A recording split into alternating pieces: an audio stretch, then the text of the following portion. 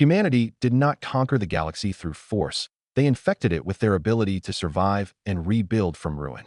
The Arc network spread across dying worlds, offering not empires or thrones, but the right to live without domination or fear. While the Federation tried to stop them with sanctions, conspiracies, and force, humans taught the forgotten peoples how to fight and survive on their own. The war for the future wasn't won in battles. It was won in the hearts of millions who chose freedom despite fear. And when the old throne halls stood empty and new beacons of hope lit up across forgotten worlds, it became clear the stars would belong to those who refused to die. Stay with us if you want to see how the story ends, and don't forget to subscribe. Galactic historian Vex'tulia Noor paced his dimly lit office, antennae twitching with frustration. The council had once again rejected his research, labeling it sensationalist fiction.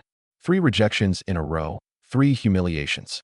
They called humanity's historical records impossible, a fabricated legend, a psychological self-mythologizing narrative. But Vex'tulia knew better. He had spent 6 standard years piecing together fragments, pulling raw data from classified archives, assembling a vision of history so outrageous, so brutal, and yet so undeniably real that it threatened the Council's most sacred assumptions about the nature of sentient evolution.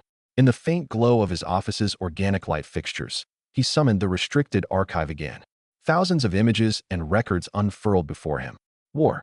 Endless, relentless war. Primitive clashes with sharpened stones evolved into mechanical slaughterhouses, culminating in nuclear fire capable of sterilizing entire planets. And somehow, humanity survived. Not just survived, thrived. Vex'tula's 4 eyes blinked asynchronously, a Zenthuri gesture of intense concentration. By all known models, a species this violent should have annihilated itself long before mastering faster-than-light travel. And yet, the humans now sat among the stars, peers to the ancient powers, wearing their violent history like an invisible cloak. A soft chime interrupted his brooding. Pel Trarenth, his assistant, appeared on the comms orb. The council has scheduled your appeal hearing for tomorrow at first light. They want new evidence, Professor. Vex'tula's mandibles tightened. Tell them I'll bring evidence that will make their ancestral membranes curl.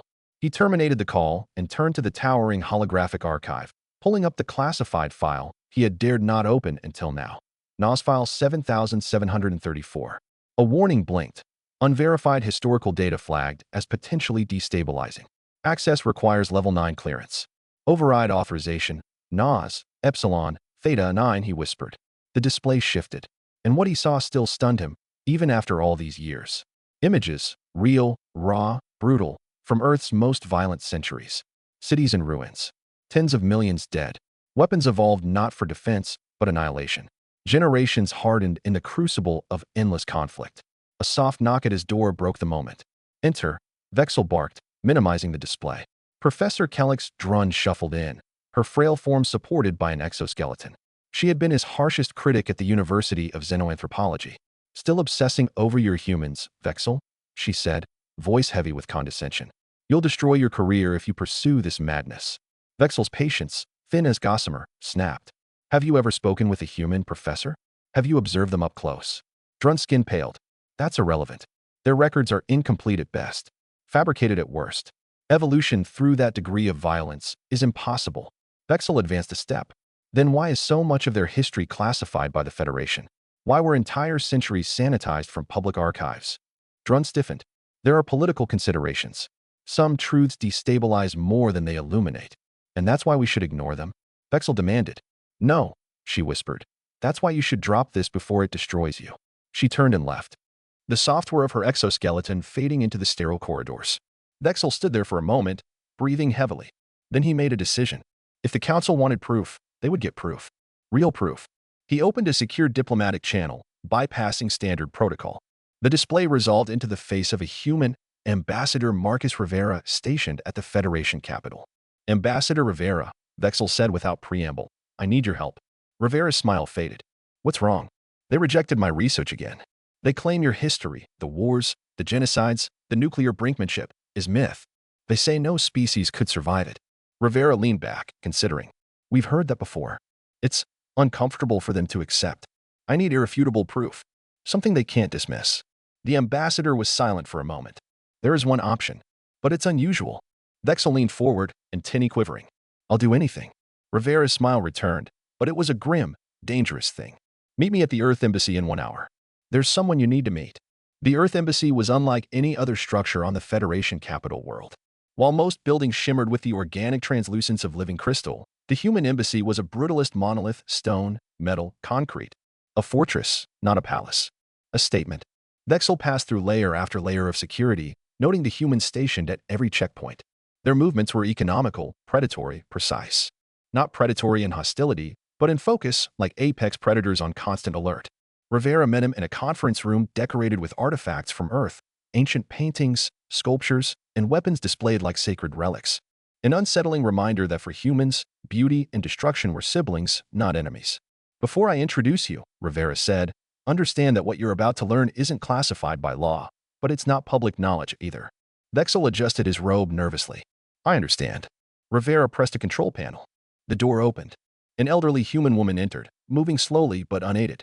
Her skin was wrinkled, her hair pure white, yet her gaze was sharp and unyielding. Professor Nas, Rivera said, meet Dr. Eleanor Park. Vex'tul's eyes widened. She was over 130 years old, and yet alive, lucid, powerful. Dr. Park smiled kindly. Let's talk about history, Professor. And as she spoke, recounting wars lived through, revolutions witnessed firsthand, horrors endured and overcome, Vex'tul realized that what he had believed extraordinary was only the surface. Humanity's survival wasn't an accident. It was engineered by blood, memory, and an evolutionary quirk no other species had ever mastered. And the Federation had tried very, very hard to bury it. Dr. Eleanor Park's voice wove a tapestry of terror and triumph, each word a fragment of a history so brutal, so incandescent, that even Vex'tul, who had spent years studying humans, found himself shaken. She spoke of the Great Sundering, when humanity's first interplanetary colonies rebelled against Earth in wars that scorched entire moons. Of the climate wars, where resource collapse drove nations to desperate slaughter, yet also to desperate innovation. Of the Age of Ashes, when nanoplague and orbital bombardment nearly erased civilization, and yet, somehow, humanity clawed itself back from the brink. She spoke without pride, without shame. Simply fact. This, she said, tapping the side of her weathered head, this is what they fear. Not our weapons. Not our fleets. She leaned in closer. They fear our memory. Vex'tul blinked, struggling to understand. Dr. Park elaborated, voice lowering to a conspiratorial whisper. You've seen how other species treat catastrophe. They forget. They erase. They move on. She tapped her temple again. Humans don't. We carry it. We teach it. We make it part of who we are. Our songs. Our monuments. Even our jokes. A faint, brittle smile. We weaponize our scars. Rivera spoke next. Our survival wasn't just adaptation. It was intentional engineering. After the second collapse, Earth's leadership didn't just rebuild cities. They rebuilt people. He gestured toward a wall displaying an ancient Terran slogan in archaic English. What does not kill us makes us stronger. They instilled resilience at a genetic level. Selected for stubbornness, aggression tempered by empathy, memory retention under trauma. Our entire species carries deep-coded lessons from every near-extinction event. Vex'tul stared. You bred yourselves to survive anything, he whispered. Rivera nodded. And when we took to the stars, we took those lessons with us. Later, Vex'tul sat alone in his embassy quarters, the vastness of Earth's history crushing down upon him. He replayed Dr. Park's testimony again and again, each time uncovering deeper layers of horror and brilliance. This wasn't just evolution. It was design. Where other species evolved to fit their environment, humans evolved to master it or destroy it. And now, they were among the stars, breathing the same air as ancient, delicate empires that had never known true existential fear. No wonder the Federation suppressed the truth. They weren't afraid of what humans might do. They were afraid that, if pushed hard enough, humans would show them what survival at any cost truly looked like. The appeal hearing was held in the Grand Conclave Chamber, a soaring edifice of light and glass perched atop the highest spire of the capital. Vex'tul stood alone before the assembled council, 50 of the galaxy's most powerful minds arrayed in judgment. Kellickstrun was among them, her face a mask of polite pity. Professor Nas, droned High Counselor Veltrin, you have petitioned for reconsideration of your thesis regarding humanity's anomalous survival. Present your final evidence. Vex'tul activated the holoprojector. Dr. Eleanor Park's testimony filled the air, raw and unedited. Scenes of Earth's dark centuries flickered across the chamber, cities in flames, oceans swallowing continents, ashes falling like snow. And yet, interwoven with the horror, scenes of children laughing in ruins, farmers rebuilding shattered fields, artists sculpting beauty from rubble. The will to endure, over and over and over again. When the presentation ended, silence reigned. The counselors shifted uncomfortably. Some looked ill. Veltrin finally spoke, voice tight. This history is unprecedented, disturbing. Vex'el stepped forward. "It is reality," he said, "and denying it will not protect us from it." Murmurs rippled through the chamber. "They have not yet turned their scars against us," Vex'el said, voice rising. "They come offering treaties, trade, friendship." He let that sink in. "But if we betray them, if we make them remember what it took to survive themselves, we will unleash something no war council, no armada, no extinction protocol will survive." He paused. "They are not like us. They are not like anything we have seen before." Silence. Then, a single counselor, an elder from the Crown clans, rose. "I move that Professor Na's thesis be accepted and classified as Level Omega contingency data," she said. Shock rippled through the chamber. Level Omega. Information reserved for civilization-level existential threats. Slowly, one by one, the counselors voted. In favor. Vex'el closed his eyes, trembling. Victory, but at what cost? Because now the Federation would act. Now they would begin planning for the day humanity turned from friend to enemy. And Vex'el knew, deep in his bones, that if that day ever came, the galaxy would burn.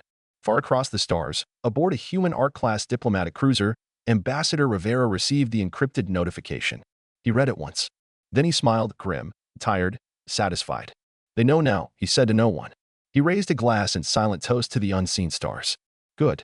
Because knowing was the first step, but understanding. Understanding would come later. And it would come hard. For a brief time, a precarious peace reigned. The Council's acceptance of Vex'el's research did not leak into the public sphere.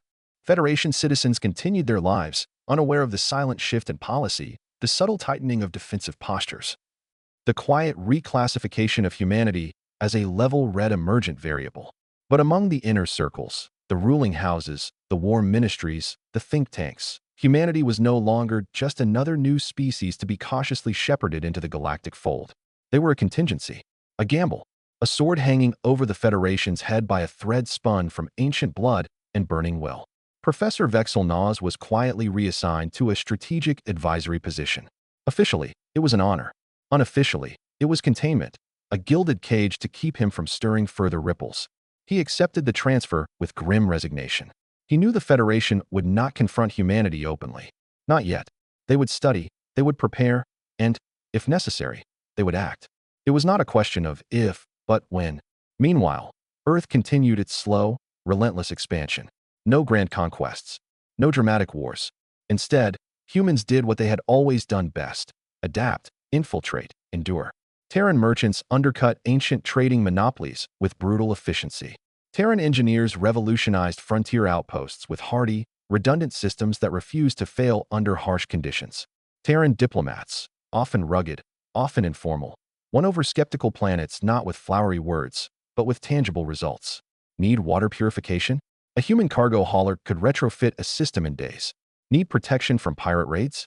A human mercenary company, poorly equipped by Federation standards, would still outfight any raiders by sheer stubbornness.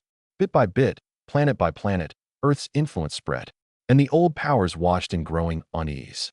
Vex'el observed all of this from his distant post in the Strategic Analysis Bureau. He compiled report after report. The Terran Colonial Corps establishing autonomous settlements faster than Federation bureaucracies could approve paperwork. The proliferation of Terran-designed survivalist tech, making worlds once deemed marginal suddenly habitable. The cultural bleed, where non-human populations began adopting human art, human games, even human slang. 1,000 tiny fractures spiderwebbed through the careful order the Federation had spent millennia constructing. And in every report, in every analysis, Vex'el saw the same unspoken truth. Humanity wasn't conquering the galaxy. They were infecting it. A slow, creeping spread of ideas, resilience, and an unquenchable hunger for survival. A contagion of hope and defiance. The Federation's High Command convened a secret session to discuss the growing Terran problem. Admiral Soreth Valm, a hardliner from the Clor Imperium, argued for a preemptive strike. "Contain them now," he snarled, his voice rasping like broken metal, "or watch them overrun us within 3 centuries." Others counseled caution. "They are not unified," murmured First Speaker Ilvara. "Their internal divisions are fierce. Perhaps we let them fracture themselves." Still others proposed covert manipulation, funding separatist movements, disrupting supply chains, sowing discord. In the end, no consensus was reached. Fear stayed their hand. Not morality, not friendship. Fear. Because in every simulation, every war game, one outcome kept surfacing. If you push humanity hard enough, they don't just resist. They adapt. They grow stronger. They become the storm you tried to contain. On the outermost edges of Federation space, where regulations faded and raw necessity ruled, the real transformation was already underway. At Outpost Theta 9, a marginal mining colony declared its independence, citing gross Federation neglect, and formally requested association with the Terran colonial network. The Federation's response team arrived to find the colony fortified with Terran turret emplacements, local militia units trained by retired human soldiers, and a thriving, self-sustaining economy fueled by Terran modular tech. The message was clear. Humanity wasn't just surviving. They were teaching others how to survive, too. Even species who had spent their entire existence under the Federation's paternalistic care now tasted the forbidden fruit of self-determination. And many found it sweet. Professor Vex'tul's final, secret report to the Council was short, brutal, unavoidable. The Terran paradigm is not a military threat. It is a civilizational one. The Federation's time as the sole arbiter of order among the stars is ending. We must choose, adapt to coexist with them, or die trying to stop them. No one dared publish it, but everyone read it. And silently, the old guard of the galaxy prepared for a future they had neither planned nor wanted. A future written in Terran blood, Terran sweat, and the indomitable, infectious will to endure. In the deep reaches of the galaxy, where the old star lanes frayed into dust and rumor, humanity's reputation morphed from curiosity into myth. Stories filtered back to the core worlds, wild, exaggerated tales of humans thriving where no rational species should, of Terran prospectors establishing thriving settlements atop irradiated moons, of Terran mercenaries holding choke points against fleets 5 times their size, of Terran doctors stitching wounded warriors of alien races on battlefields abandoned by their own governments. Not conquerors, not destroyers, survivors, the kind who dragged others into survival alongside them, or left them behind. At the same time, subtle currents shifted within the Federation's lower castes and frontier systems. On colonial outposts where Federation supply lines had faltered, it was Terran trade fleets that arrived first, bringing food, medicine, tools. In mining colonies abandoned by corporate interests, it was Terran engineers who restored oxygen systems, who taught the desperate how to rebuild with scrap and stubbornness. Among the disenfranchised, the abandoned, the forgotten, humanity became legend. And legends have gravity. Slowly, inexorably, a shadow confederation began to form beyond Federation control. The Arc Collective. Not a nation, not a rebellion. An idea. A network of worlds, stations, and ships connected by shared survival, trading human ingenuity for local allegiance. Their motto spread via whisper networks, graffiti, market stalls. No kings, no chains, only the Arkansas. Back at the Federation's heart, the Council fumed. They couldn't outlaw humanity's influence. To do so would expose their fear. They couldn't crush it. Doing so risked galvanizing not just humans, but every disillusioned world looking for something, anything, different. So they plotted quieter methods. Economic sanctions against human-owned shipping companies. Propaganda campaigns painting Earth as a rogue world prone to instability. Quiet funding for anti-human extremist groups. It slowed the Arc Collective's growth, but it did not stop it. If anything, it proved humanity's warnings. It deepened their myth. Professor Vex'tul, sidelined but not silenced, watched with weary eyes as the Federation stumbled again and again. He lectured now only to small gatherings, unofficial salons filled with curious students and frustrated officials too junior to matter. In one such clandestine gathering, a young Trinity student asked him, "Professor, if humanity is so dangerous, why haven't they attacked us yet?" Vex'tul smiled, sad, old, tired. "Because they don't need to," he said. "They don't want to rule us. They want to outlast us." He leaned forward, mandibles clicking softly. "They know something we refuse to admit. When the storms come, and they always do, it's not the strongest who survive.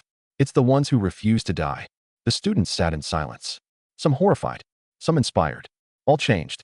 Out in the shattered belt, where pirate lords ruled and the Federation dared not send fleets, the Arc Collective made its boldest move yet. They brokered an unprecedented peace summit among the warring factions. Human mediators, tough and scarred and utterly without patience for aristocratic games, hammered together ceasefires backed by Terran supply contracts and mutual defense pacts. For the first time in living memory, the shattered belt stabilized. Not because Earth commanded it, because Earth enabled it. A loose, ragged network of self-governing worlds arose, not under a flag, but under a shared idea. Survive together, or die alone. An idea older than any empire. An idea humanity had perfected. In desperation, the Federation authorized a covert strike. Operation Silent Dawn. A task force slipped into shattered belt space. Its mission simple: decapitate the Ark leadership, shatter the myth, shatter the movement. It failed. Badly. Terran security teams detected the infiltration within minutes. Not because they had better sensors. Because humans expected betrayal. Because humans assumed, deep in their bones, that peace was temporary and survival was an active, daily choice. The captured Federation operatives were not executed. They were paraded, unharmed, before local broadcasts. Proof that the Federation had no interest in peace. Proof that the Ark Collective was the better alternative. Federation approval ratings plummeted across frontier worlds. The Arcs grew. Professor Vex'tulia penned one final, unsanctioned report before resigning in quiet protest. We no longer face a political rival. We face an evolutionary inevitability. Humanity will not conquer us. Humanity will outlast us and teach others how to do the same. The report was immediately suppressed. But like all things human-related, it leaked. And among the outer worlds, it became a rallying cry. A whispered oath. A promise. A warning. In the decades that followed, the galaxy changed not with the thunder of conquest, but with the steady, patient abrasion of inevitability. The Ark Collective was no longer a rumor. It was a force, not a government, not a military alliance, but something older, deeper, a network of survivalists, engineers, traders, and dreamers bound not by flags, but by mutual defiance. Every planet that joined did so not because of coercion, but because they had seen the Federation's promises crumble into ash and Earth's ragged lifelines pull them back from the edge. One by one, the neglected and the betrayed found a new center of gravity. It wasn't a rebellion. It was a slow, gravitational collapse. The old order, crumbling under its own arrogance. The new order, stitched together with scavenged parts, stubborn hope, and blood-soaked determination. At the heart of it all, humanity thrived. Not because they were stronger, not because they were wiser, but because they remembered. They remembered famine. They remembered betrayal. They remembered building shelter from rubble and hope from ruins. They remembered that survival was not a right. It was a fight they had been bred, taught, and willed into winning. Over and over again. By the time the Federation finally declared the Ark Collective an unauthorized substate entity and authorized open embargoes, it was too late. The embargo collapsed within months. Frontier worlds dependent on Terran supply chains refused enforcement. Entire sectors defected without firing a shot, swearing informal oaths to the Ark's decentralized codes. No kings. No chains. Only survival. On Earth, in the refurbished halls of the United Terran Assembly, the old scars still burned. Debates raged. Should they formalize the collective? Should they declare themselves an empire? A republic? A confederacy? Fleet Marshal Eleanor Park, the granddaughter of Dr. Eleanor Park, stood before the assembly and spoke words that would be etched into history. We are not builders of empires. We are not keepers of thrones. We are the children of the storm, born from ashes, carried by stubbornness. We do not seek to rule. We seek to endure and help others do the same. The assembly voted overwhelmingly. The Ark Compact was ratified. A simple document. A terrifying idea. Survival without permission. Prosperity without hierarchy. A galaxy no longer ruled by the fear of collapse, but animated by the relentless defiance against it. The Federation's inner world shrank into themselves, clinging to tradition, choking on bureaucracy. They warned of human treachery. They broadcast horror stories of lawless frontier worlds. They threatened sanctions, sent fleets, rattled ancient sabers. But their words rang hollow, because everywhere the Ark reached, real things changed. Oxygen systems stayed online. Children lived past infancy. Farms grew food without corporate overlords siphoning 90% of profits. People remembered. And memory, once seeded, grows deeper than loss. Among the ruins of a forgotten mining colony, a boy scraped together an old Federation beacon and reprogrammed it into an Ark relay. He didn't know the Federation's codes. He didn't know the Ark Compact's clauses. He just knew survival tasted sweeter than fear. And his world was no longer alone. He wasn't fighting to be free. He was free and fighting to stay that way. Across thousands of systems, small acts like his accumulated, piece by piece, until the old maps and the old empires meant nothing at all. The galaxy belonged not to those who claimed it, but to those who refused to give it up. In a dusty archive on the Federation capital, an ancient warning sat unread, buried under bureaucratic irrelevance. It bore Professor Vex'tulia Noor's forgotten seal. Its final line, faded but still legible. They will not defeat us through battle. They will defeat us by teaching us how to survive without them. No one read it. But the stars remembered, and the Ark sailed on. The last gasp of the old Federation came not with fleets or fire, but with silence. One by one, the great halls emptied. One by one, the gilded chambers dimmed. Worlds that once bent the knee to ancient bureaucrats simply stopped answering calls. They weren't conquered. They weren't overthrown. They just moved on. Living, trading, growing under the rough, battered banners of the Ark Collective. Not perfect. Never perfect. But alive. Free. Untamed. In the deep void between stars, the Ark fleets expanded. Once, they had been a desperate scattering of salvaged ships and patched alliances. Now they moved as armadas, modular, decentralized, impossible to pin down. Each fleet its own democracy. Each node its own sovereign community, bound not by mandates, bound by oaths. Endure together, fall alone, and always, always. No kings, no chains. At the shattered edges of what had once been Federation territory, the last holdouts made their final, desperate play. Operation Restoration, a coordinated offensive intended to reassert galactic stability. It was a disaster. Ark fleets, designed from the beginning for chaos and resilience, fragmented into autonomous cells the moment conflict began. Where the Federation expected linear battles, they found asymmetrical nightmares. Where they expected surrender, they found stubbornness wrapped in laughter and grim resolve.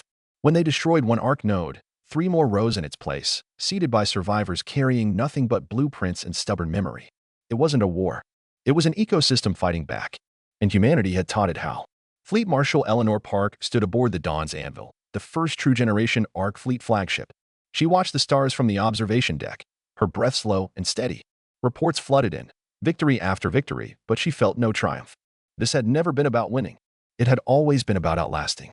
She touched the small Ark insignia over her heart, a battered circle enclosing a rising storm. And she whispered to herself, "We are the storm they made. We are the future they feared. And we are not done yet."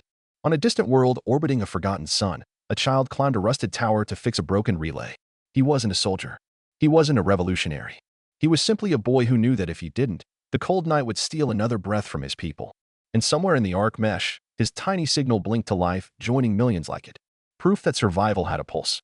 Proof that the Ark beat on, heart by stubborn heart. The future was not built in thrones. It was built on rooftops, junkyards, fields, and hulls patched with hope in stubborn hands. One storm, one ship, one endless voyage. And the stars? The stars would belong to those who refused to be ruled by fear ever again. Humanity had not conquered the galaxy. They had simply refused to die. And they had taught the galaxy to do the same. One breath, one heartbeat, one fight at a time, forever.